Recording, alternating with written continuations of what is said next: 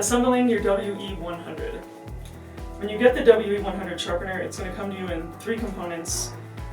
First one is going to be your blue base with the degree bar, your vise key, and your depth key. You also have your Vise Assembly. And then you have your guide rod assemblies.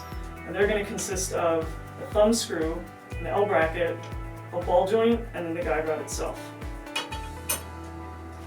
So the first thing you're going to do is take the assembly that involves the blue base. You'll note that there's a channel here and a hole that doesn't have anything in it. So on the bottom of your vise assembly, there's also a hole. We're going to line those 2 up.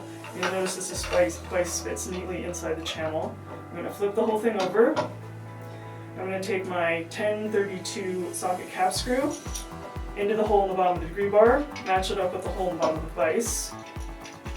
I'm going to snug it up with my hand. And then here you have your vise key. I'm going to pull that out, flip this back over, and use it to tighten that in so it's nice and snug. Throw our vise key back in there. And then the last thing we're going to do is we're going to mount our guide rod assemblies to the degree bar. So the front of the sharpener has this Wicked Edge logo, and it also has some detents in the front of the degree bar here.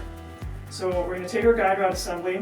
You want to make sure that your thumb screws are screwed all the way out, because the guide rod is going to slide through this hole, and if this screw is sticking into it, you're going to have a difficult time getting it to fit. So loosen that up all the way.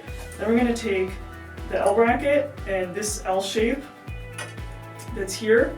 We want that facing towards the vise jaw, so we're just going to slide that onto the degree bar, and then we'll tighten our thumb screw so it fits into one of those little D10s. We're all set. We're going to take the other assembly, make sure our thumb screw's all the way out.